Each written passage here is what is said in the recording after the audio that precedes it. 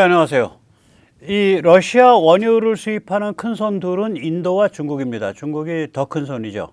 근데 인도가 결국은 무릎을 꿇을 겁니다. 미국한테. 그럼 이제 중국이 참 웃기게 되는 거죠.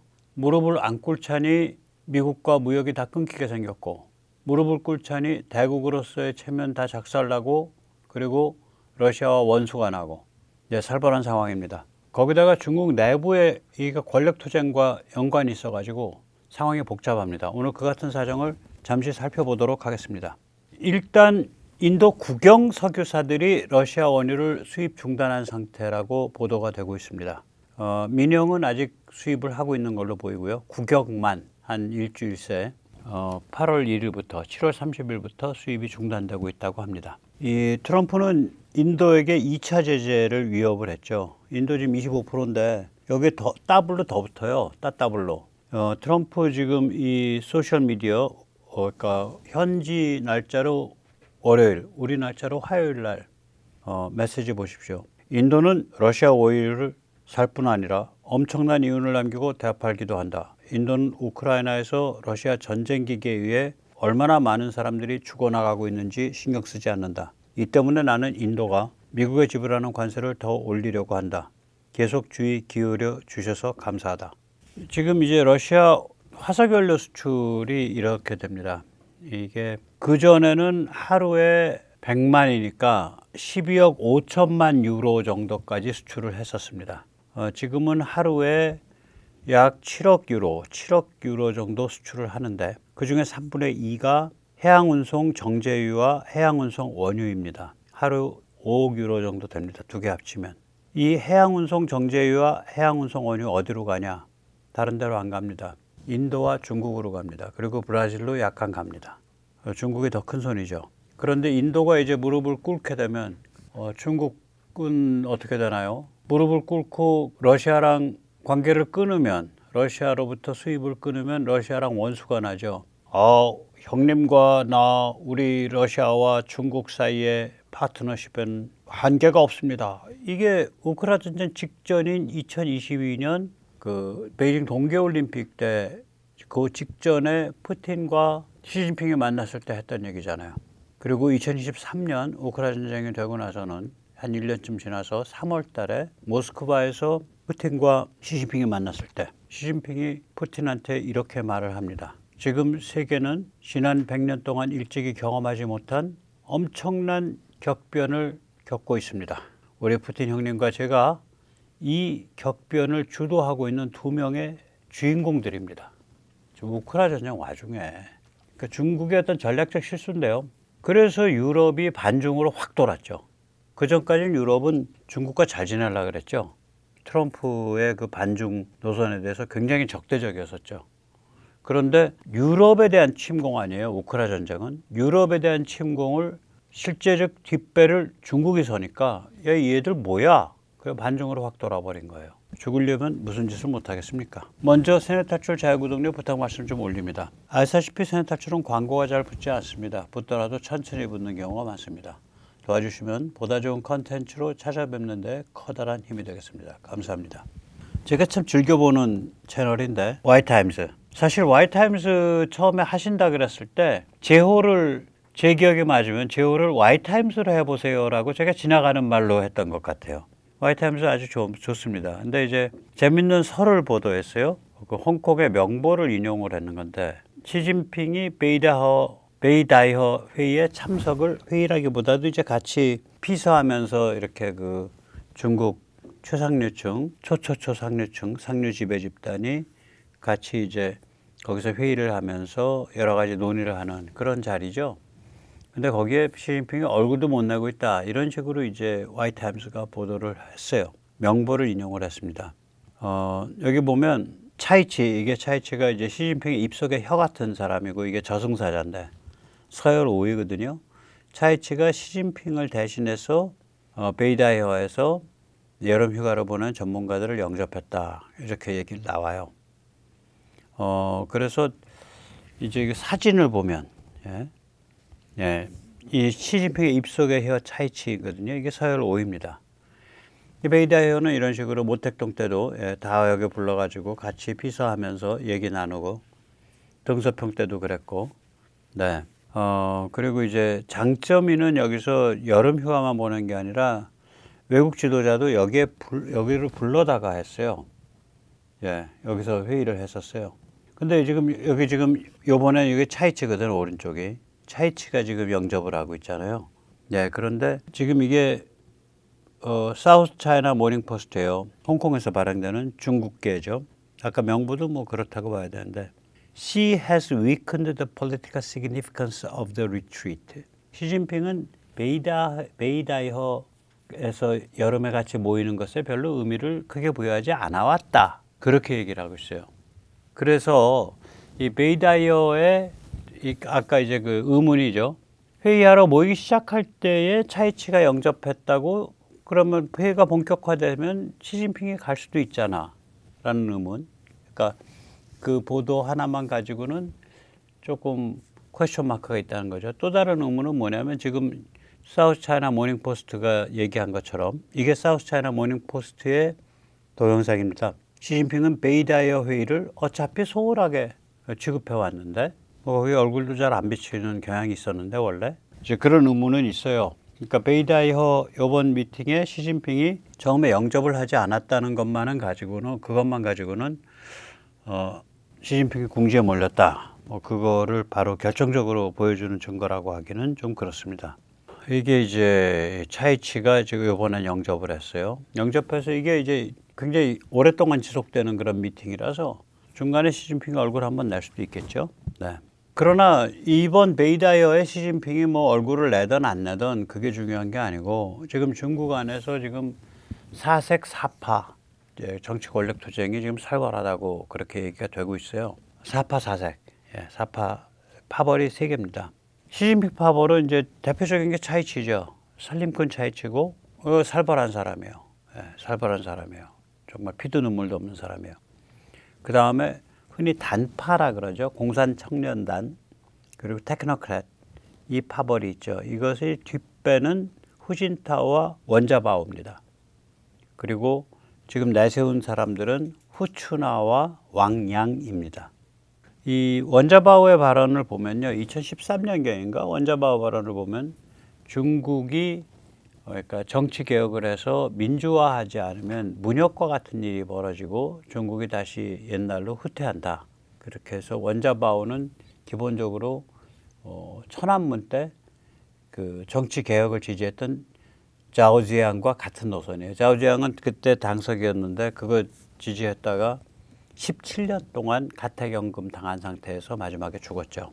그래서 지금 이 공산청년단 테크노크라트 파벌은 이 공산당 일당 독재 체제에 대해서 좀 염증을 느끼고 있는 상태라고 보입니다.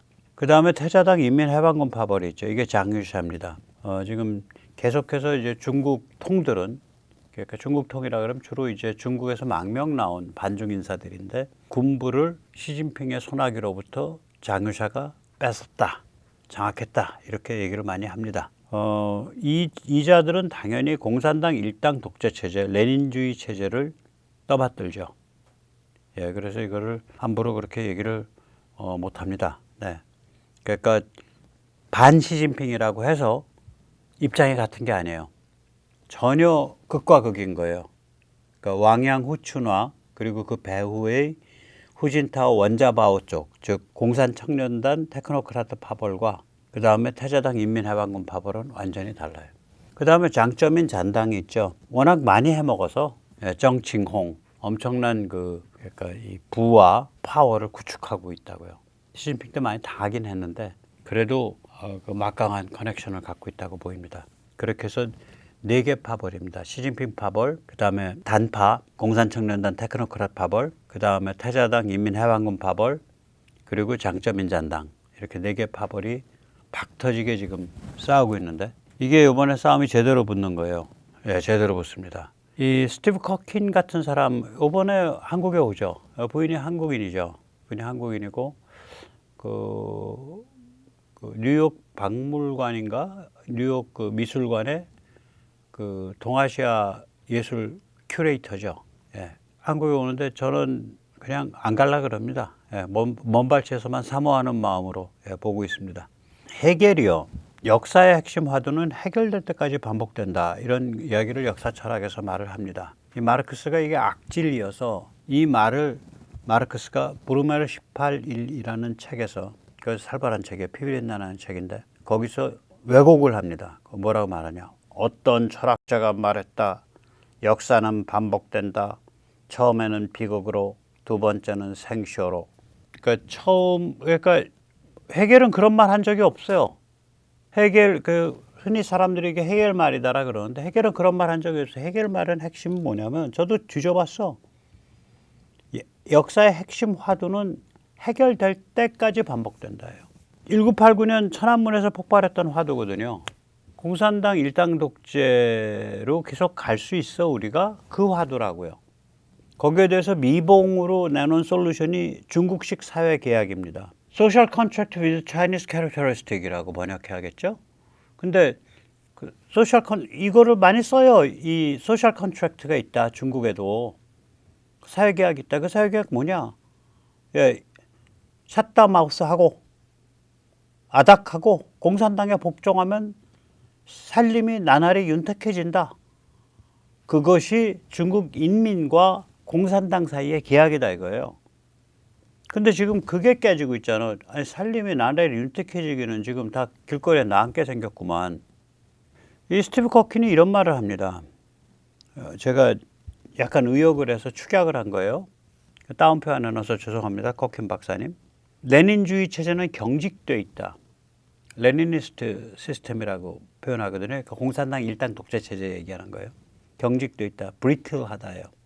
그러니까 이게 어떠냐면 우리가 이제 유리가 강철보다 경도가 높죠. 그래서 면도칼로 유리를 아무리 거도 유리에는 흠집이 안 나죠. 그러나 망치로 톡 치면은 유리는 깨지죠. 그러니까 경도는 높은데 강도가 약한 것. 그걸 브리틀하다 그래요. 경도는 높아요. 딱딱해. 근데 강도가 약해. 유연하지가 못해. 충격을 흡수하지 못해. 레닌주의 체제가 브리틀하다라고 얘기를 해요. 그러니까 우리가 경직돼 있다 그러면은 물리적인 그런 표현이 아니기 때문에 좀 상상이 덜 미치는데 레니니스트 시스템 is very brittle 그러면 걔들은 딱딱해가지고 경도는 높은데 제대로 한 방 딱 치면 파사삭 깨지는구나. 강도가 약하구나. 그 느낌이 오는 거죠. 그러면서 there is no such thing as half Leninist. 절반 레닌주의는 없다. 이런 말 분명히 했습니다. 그리고 이런 말도 했어요. 중국이 세계 시장 속에서 성장함에 따라 성장을 혈장이라 그랬네요. 죄송합니다. 성장함에 따라 민부가 축적되니까 원심력이 강해진다요. 그 체제 바깥으로 튀어나가려는 힘이 강해진다. 이 원심력과 민부를 레닌주의 체제가 어디까지 감당할 수 있냐. 거기에는 명백한 한계와 임계치가 있다. 그게 스티브 커킨이 중국을 보는 눈입니다. 참고로 이 사람은 소련 스탈린 체제를 중심으로 해서 세계 최고의 권위자입니다. 공산권 연구에. 집안 내력이 원래 그쪽이에요. 집안이 벨라루스 쪽의 유대인입니다. 벨라루스 유대인이니까 혁명을 피해서 재능 러시아 말기에 재능 러시아는 전부 벨라루스 전부 재능 러시아였죠. 혁명 피해서 아마 도망 나온 집안일 거예요. 지금 중국은 스티브 커킨이 말한 임계치에 도달해 있는 거예요. 그래서 내부 모순에 의한 압력이 빵빵하게 부풀어 올라 있는 상태라고. 그걸 톡 건드린 게 뭐냐면 지금 미국이라고요. 트럼프에 의해서 미국에 의해서 상황이 더 급박해지고 드라마틱하게 만들어진 거예요. 그 결정적인 표현이 이번에 러시아와 거래를 계속하면 무지막지한 관세를 때리겠다. 2차 제재 가하겠다. 그것에 대해서 중국이 굴복할 거냐 안 할 거냐. 이게 굉장히 결정적인 지금 어떤 결착점, 승부점이 이제 눈앞에 닥친 겁니다. 저는 저 인도가 굴복하는 거 보고 아슬아슬하다. 저 중국이 저거 어떻게 패를 받으려나. 굴복하면 중국은 이제 명함도 못 갖고 다니는 거예요. 굴복하지 않으면 미국에 물건 못 팔고 전혀. 그런 상황인 거죠.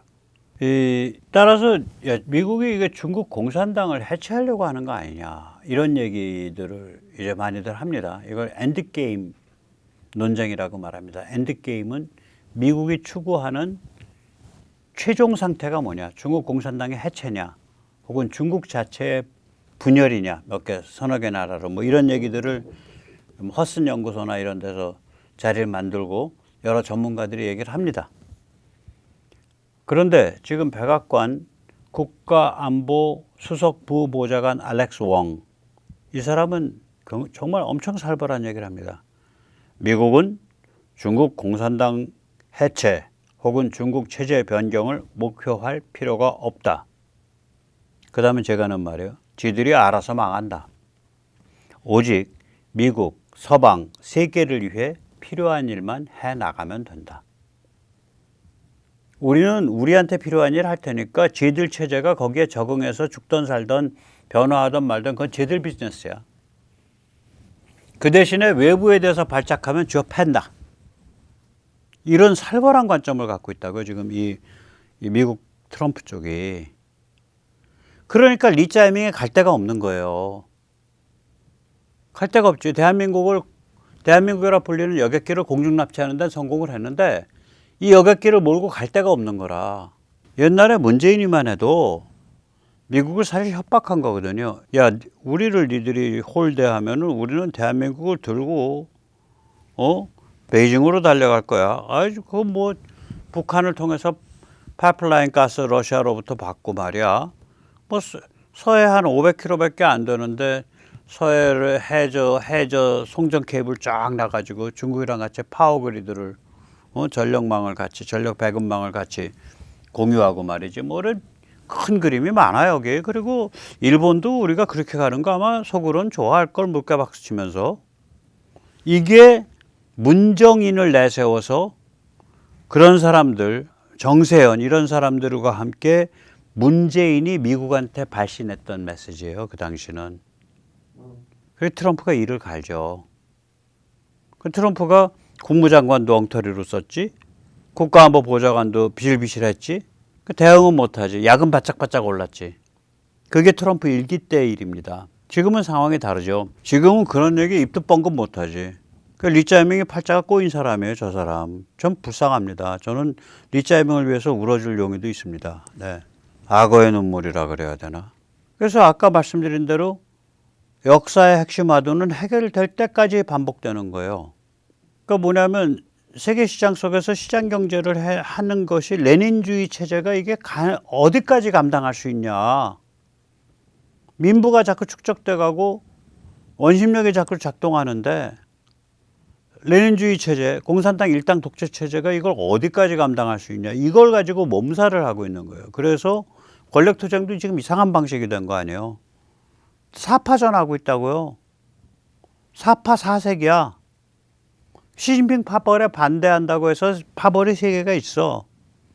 하나는 공산청년단 테크노크랏 파벌. 이게 후진타오, 원자바오가 배우고 앞에 나와 있는 게 왕양, 후춘화가 앞에 나와 있는 거고요. 또 하나가 태자당 인민해방군 파벌. 이건 장유샤가 지도하고 있고. 또 하나는 장쩌민 잔당. 근데 공산당 일당 독재 체제 해체한다 딱 그 이슈가 나오면은 장유샤 태자당 인민해방군 파벌 반대할 거고 장쩌민 잔당도 반대할 거예요. 또 태자당 인민해방군 파벌이 야 우리가 그럼 교통정리하고 다 할게 그러면 공산청년단 테크노크랏 파벌도 반대하고 장쩌민 잔당도 반대할 거예요. 그렇다 그래서 또 시진핑이 야 내가 다 정리해서 다 할게. 야 너한테 기회 10년 이상 줬잖아. 근데 또 할래? 거기에 대해서는 셋이 또 다 같이 달려들어서 시진핑 파벌을 다구리 놓고 희한한 상태랄까 지금 이거? 이게 중국식 사회개혁의 위기죠. 공산당에 복종하면 살림이 나날이 윤택해진다가 아니라 이제는 공산당에 복종하면 어찌 살으리까가 된 거지. 그래서 반복되는 겁니다. 그런 의미에서 우리가 이게 안목을 좀 이렇게 뭐라 그럴까 고지에서 넓은 데서 보면서 굉장히 여러 가지 생각을 해봐야 돼요. 이런 걸 합쳐서 내일 그 정교모가 주최하고 또 자유시장연구원 한반도위원회 같이 공동 주최하는 위기의 대한민국 진단과 대안이라는 프로그램이 진행이 됩니다. 프레스센터 18층 서울클럽에서 오후 2시부터 5시까지고요. 저도 발제 하나를 맡았습니다. 신냉전의 도전과 대외전략 위기. 예, 오늘 여기까지 모시겠습니다. 감사합니다.